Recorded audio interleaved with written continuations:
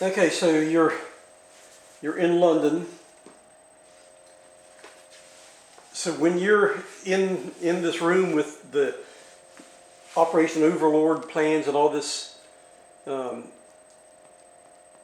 top secret bigot stuff, are you there just during the day? I mean, you're not in there at night. It's like a day job. It was just like I'd go to work in the morning and spend the day there. And the afternoon, leave, catch a subway, or I'd go eat first, catch a subway and go out to the City University to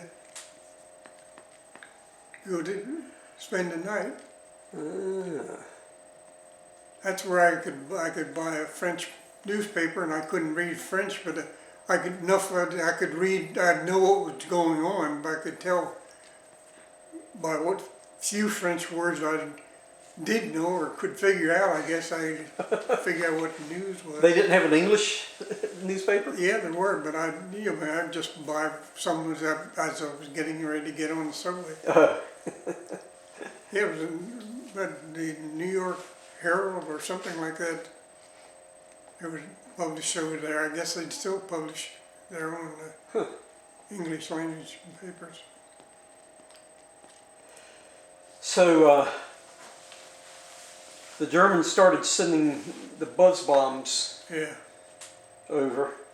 So tell me about that. Well, there's things that come flying over. They usually start at night, late at night, and you could hear them coming. And then the motor would cut off, and they would come down and hit and explode. And then later on, Germans refined them so that the motors didn't cut off. Sometimes motor would be running at full time and it really came down, so you can never. But I think it was a count to 12 when first they started coming over. You could, for the motor cut off, you could count to about 12, and then there would be the explosion. But after you started coming over, the motors running the entire time, the jets running, that didn't work anymore. And they did a lot of damage, but not around where I was at, but on the radio, there was a German girl that played a lot of American music and everything. One time, remember, I was in the Red Cross there in London, and remember she was saying, and you boys on Green Street, we haven't forgotten you either. Oh my gosh. Gee. I mean, they knew exactly what was going on. It alerted you to the fact there had to be spies all around. Yeah, golly. So, but this specifically said Green Street. You wasn't Green Street, we haven't forgotten you. Now, is that when they would have the air raid sirens would go off every night or something? Yeah. And what was that like?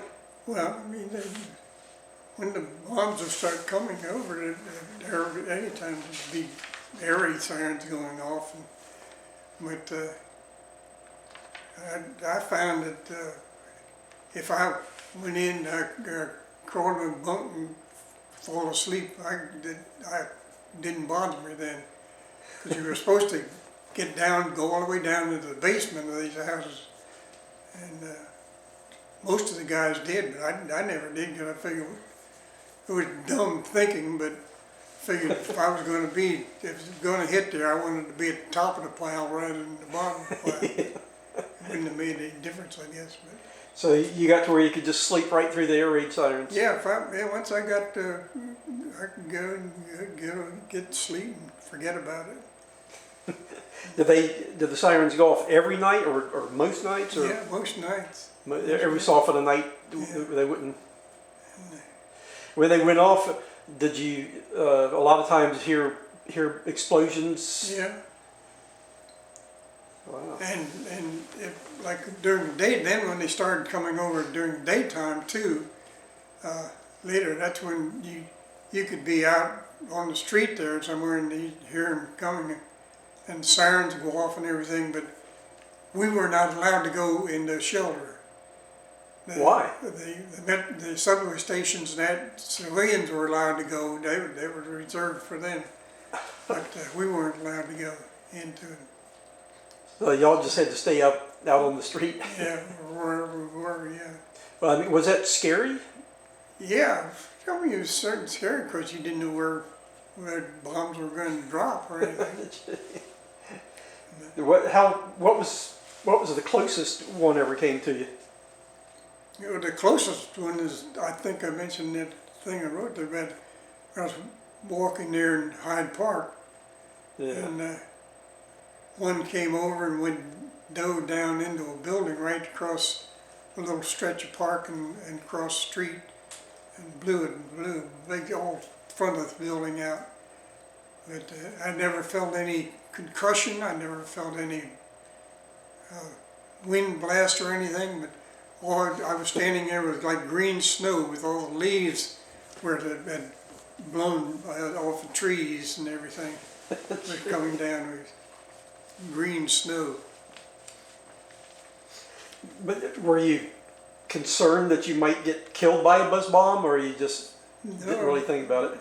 No, I mean, Did you were you able to get around in London and see a large part of London, or? I never saw a large part of London, but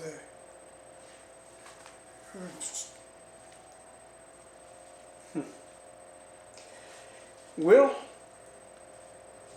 let's see. Let's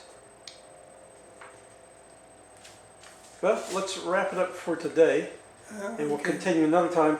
And then the next time we start is when you get your orders, and you have to get on a ship and go to France. Oh, you want to go through that now?